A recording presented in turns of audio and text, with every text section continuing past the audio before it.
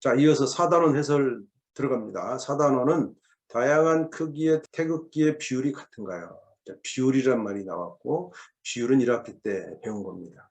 여기서는 이제 비율을 그 다음 개념으로 비례식이나 비례배분 이런 것들을 다루게 됩니다. 이런 것들 성질이나 비례배분 할 수 있는 것을 공부하게 되는데, 내용을 가보니까 비례식과 비례배분에서 여러 가지를 배우죠. 이거는 6학년 1학기 때 비와 비율과 연결되고, 비와 비율은 암만 해도 분수기 때문에 약분 통분하고 연결이 되는 겁니다.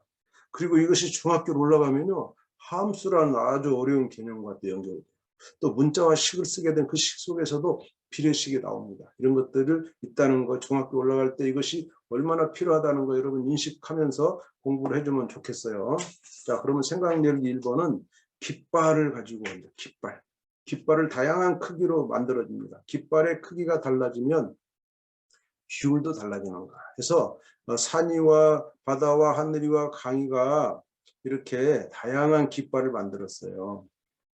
처음 깃발은 가로가 24cm, 세로가 40cm인데 산이는 8cm씩 더해서, 바다는 11cm씩 빼서 작게 크게, 그런데 하늘이는 각각 3을 곱해서, 그 다음에 강이는 각각 4로 나눠서, 이런 식으로 하면 가로 세로의 길이가 다 정해집니다. 그걸 가지고 가로 세로의 길이를 구하고 그 다음에 이제 비율 구해라. 2번에 가보니까 세로의 길이에 대한 가로의 비율. 그럼 세로의 길이가 분모 기준이 되고 가로의 비율이 이제 비교하는 양이 돼서 분자로 갑니다.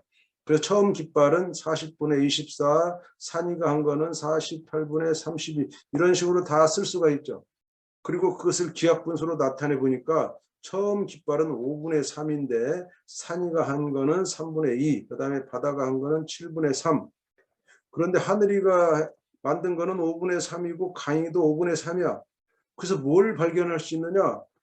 이 처음 깃발하고 하늘과 강이가 만든 깃발은 비율이 같아요. 근데 산이가 만든 것과 바다가 만든 것은 비율이 다르다. 왜 그럴까? 여러분, 왜 그럴까? 라는 생각, 그것을 이제 오늘 여러분들이 공부하게 되는 겁니다. 자, 이 부분이 곰곰 생각해서 여러분 충분하게 해주시고, 이번에는 생각력 2번에 가서 태극기를 가지고 합니다. 태극기가 사용하는 용도에 따라서 크기가 다 다르죠. 월드컵 이런 데 응원할 때는 관중석이 아주 큰 거, 그 다음에 우리 집에서 응원할 때는 또 내가 조그만 태극기, 또 이렇게 그 학교에 이렇게 게시 응원 개양된 태극기가 있고, 또 휴대용도 있고 다양합니다. 그래서 이런 것들의 길이가 지금 다 주어졌는데 비율을 구해봐라 했더니 크기는 비는 다 다르죠. 비는. 근데 비율은 어때요? 비율은 다 같아요. 같을 수 있습니다. 왜 이게 같을까라는 거, 그것을 우리가 공부하는 거예요. 왜 같을 수 있는가라는 거, 그런 걸 뭐라고 할 거냐 하는 거죠. 그 다음에 세 번째, 생각내기 3번은 쿠키를 몇 개씩 나누어 가지는데, 나하고 바다와 하늘이가 3대2로 나누어 가진대. 그러면 3대2니까 3개, 2개 가지면 5개죠. 3개, 2개면 또 그걸 2배 하면 6개, 4개, 10개가 되고, 그 다음에 9개, 6개로 해서 15개짜리, 12개, 8개 해서 20개짜리, 그 다음에 15개, 10개 해서 25개, 이렇게 똑같이 3대2로 나눌 수가 있죠. 그럴 때 쿠키 20개를 3대2로 나누면 딱 요게 맞는 거죠. 3대2로 나누면 12개, 8개 가지면 된다.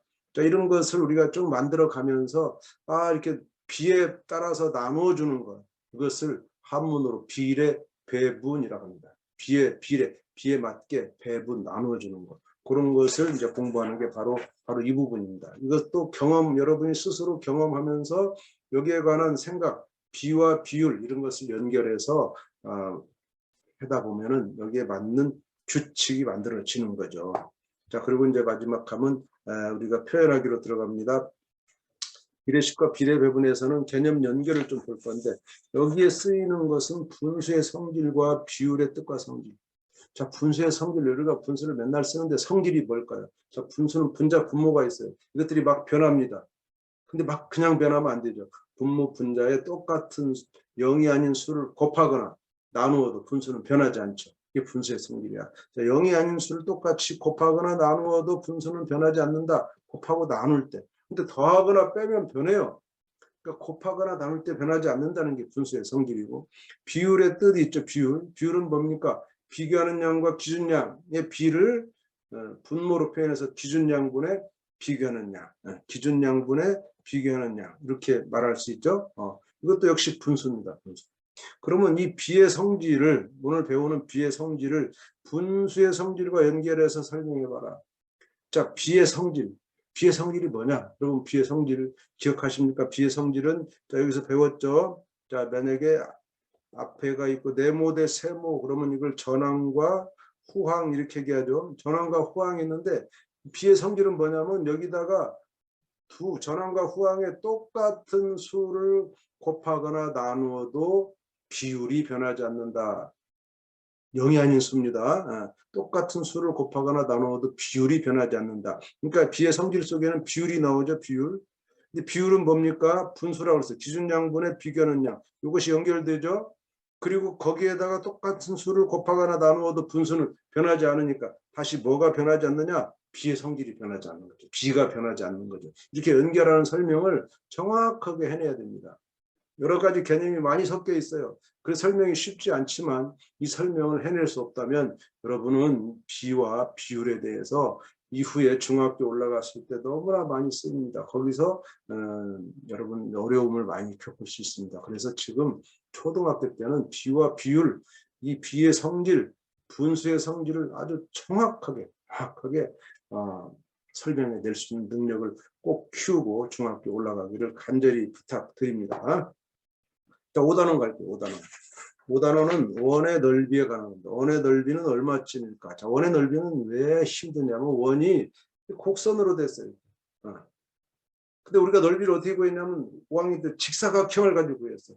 딱 고든선으로 딱 있으면 자르기 좋아요. 단위 넓이로. 근데 원은 단위 넓이로 거의 어려워. 그래서 여기서 잘 배우는 겁니다. 자, 그러면 원의 넓이는 어디에 관련되어 있느냐? 원의 넓이를 구하다 보면은 이 원주율이 소수 3 또는 3.1 또는 3.14 이렇게 쓰죠. 그래서 이 소수의 곱셈 나눗셈을 많이 쓰게 됩니다. 곱셈도 쓰고 나눗셈도 쓰고. 그리고 2학기 가면은 이제 원보다 입체대원 가서 원기둥, 원뿔, 구를 다루게 되는데 그렇게 다시 연결되고요. 이것이 중학교 1학년 가면은 원기둥이나 원뿔, 구의 부피나 건널비를 구하게 돼. 그래도 소수가 많이 쓰이게 됩니다. 이렇게 연결이 됩니다. 자, 그럼 생각열기 1번 가볼게요. 생각열기 1번은 어느 길이 가장 빠른가요? 길을 물었어요. 그러니까 지금 길이 세 가지가, 학교 놀이터에 세 가지가 있는데 강의는 사각형, 정사각형을 돌고 있고, 바다는 그 안에 원을 돌고 있고, 하늘은 또 그 안에 정육각형을 돌고 있어요.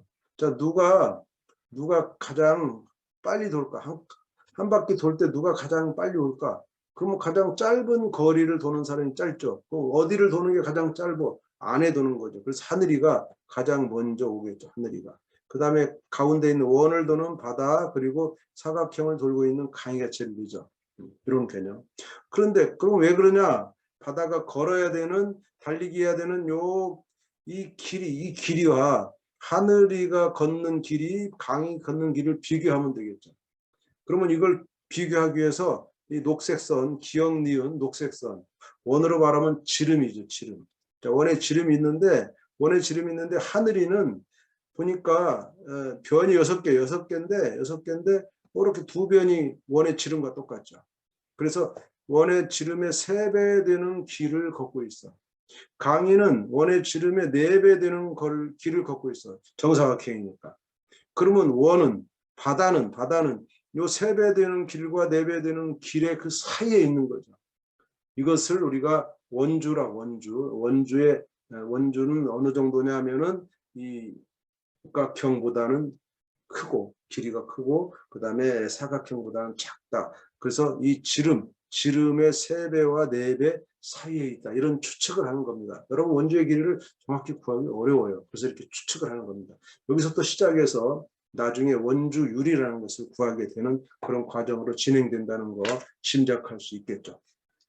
생각열기 2번은 원의 넓이에 대해서 이제 공부하게 되는데, 원의 넓이는 이제 구하기 어려워요. 그래서 여기에 또 사각형을 들이댔는데, 지금 원의 넓이가 보니까 이 안에 있는 정사각형보다는 크고 바깥에 있는 직사각형보다는 작다. 바깥에 있는 정사각형보다는 작다. 녹색. 그래서 원의 넓이가 얼마인지는 알 수 없지만 그 사이에 있다. 대략 얼마쯤 될 거다. 이렇게 대략 그것밖에 말할 수가 없는 겁니다. 그래서 이것을 이렇게 원의 넓이도 어쨌든 원의 넓이를 구할 수는 있는데 어떻게 구하는가 하는 그 과정, 얼마쯤 될까 하는 그 어림을 해면서 이제 개념 활용에 들어가면 본격적으로 원의 넓이를 구하게 되는데, 그렇게 구한 다음에 마지막 우리가 표현하기 가서 개념을 잘 정리해야 됩니다. 그래서 단위 넓이라는 거 5학년 때 배웠던 가로 세로 1cm짜리 단위 넓이, 그리고 이것을 가지고 직사각형 넓이를 냈어요. 단위 넓이를 쪼개 가지고 냈던 거, 이런 개념으로 직사각형 넓이를 구하는 공식을 이용해서 원의 넓이를 구하는 공식을 어떻게 연결할 거냐. 그럼 뭐야? 원을 직사각형으로 만들어라 그 말이에요. 그러면 직사각형 넓이 내는 공식을 이용할 수가 있다. 그럼 어떻게 이것을 낼 수 있을까? 원인데, 그래서 우리는 어떻게 하냐? 원을 막 쪼갭니다. 이렇게 지름을 중심으로 막 쪼개서 반대를 딱 나눠서 이것을 위쪽으로, 이것을 아래쪽으로 해가지고 이렇게 그림 참 안 나오네요. 이렇게 계속 펼쳐놓으면 선생님 그림 진짜 못 그리죠. 펼쳐놓으면 결국 위아래에서 서로 딱 이렇게 크기가 맞아서 이와 같은 직사각형 모양이 나올 거다. 이걸 만들면 이 넓이는 가로 곱하기 세로입니다. 그래서 원의 넓이가 직사각형 넓이로 바뀌는 과정, 여러분 꼭 충분히 설명할 수 있도록 저처럼 그림 막 그리지 말고 잘 그리면 더 좋겠죠. 자, 6단원 갑니다. 6단원은 원기둥 모양의 과자 상자를 펼치면, 상자를 펼치는 거 어떤 모양이 되는가, 상자를 펼치는 거 했어요. 그렇죠? 직육면체 폈습니다. 원기둥도 한번 펼쳐보자 라는 것이 이제 원기둥 원뿔 9에서 배우는 거고, 이 단원의 꼬리를 연결하는 거 보면 원기둥 원뿔 9는 공간과 입체가 연결되죠. 또 이전엔 각기둥과 각뿔에서 쭉 연결된 거예요. 그리고 중학교 1학년에 가면 다시 입체 도형을 배우는데, 이때는 원기둥 원뿔 9에 그냥 특징만 살피는 게 아니라 건널비, 부피 이런 것을 구하는 겁니다. 직육면체 부피는 초등학교에서 구하지만 원기둥의 부피는 안 구합니다. 중학교 1학년으로 연결된다는 거 기억하시면 좋겠습니다. 생각열기 1번에 가보니까 여러 가지 도형을 어떻게 분류할 수 있나요? 자, 다시 도형을 배우기 때문에 분류를 합니다. 지금 보니까 12개의 이 방 안에 있는 여러 가지 물건을 가지고 분류합니다.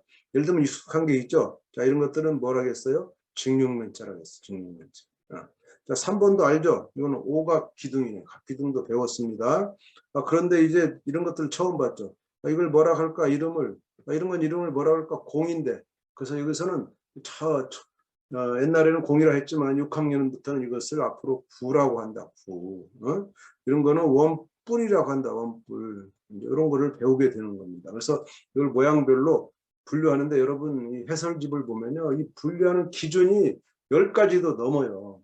그런 것을 다양하게 분류하는 것을 다 자세하게 설명해 놨으니까 그것을 보기 전에 여러분이 충분히 다양하게 분류해보고, 이런 기준으로 저런 기준으로 또 제3의 기준으로 해서 다양한 것을 충분히 한 다음에 풀이를 보고 또 좀 더 다양한 걸 보기를 바랍니다. 생각열기 2번 갑니다. 생각열기 2번은 원기둥 모양의 과자 상자를 펼친다. 이걸 뭐라고 그랬느냐? 직육면체에서 전개도라고 그랬다. 그래서 이 원기둥 모양 과자 상자를 펼쳐놓으면 어떻게 되겠는가? 자, 이게 옆면은 지금 둥그런 모양이니까 펼치면 뭐가 되겠죠? 펼치면 이와 같은 직사각형이 되겠죠. 그리고 이제 윗면과 아랫면은 좌우로 이렇게 원이 생기겠죠. 이런 모양이 됩니다. 이런 거는 직육면체에서 익숙했기 때문에 여러분이 가능할 것이고, 세 번째 생각열기로 하면 이제 공 모양, 구를 배우게 되는데, 공 모양을 우리가 구라고 하는데, 우리가 여기서 배웠던 원기둥, 그 다음에 원뿔과 원뿔과 구를 동시에 이제 놓고 공통점과 차이점을 생각하는 겁니다. 이렇게 구를 공부할 때 구만 공부하는 게 아니라 구와 비슷한, 구와 관련 있는 원기둥과 원뿔을 같이 놓고 그들 사이의 공통점과 차이점을 생각해보는, 그리고 여기 있는 것을 잘 설명하는 그런 능력 여러분에게 대단히 중요합니다. 자, 그러면 선생님 놀이 한번 가볼까요? 선생님 놀이에서는 뭘 했을까?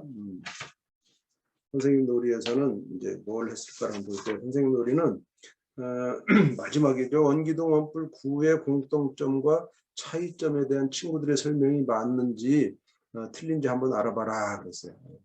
그랬더니 이 바다는 이렇게 말했네. 구와 원뿔은 뾰족한 부분이 있지만 원기둥은 뾰족한 부분이 없어. 자, 원기둥은 뾰족한 부분이 있습니까? 없습니까? 없어요.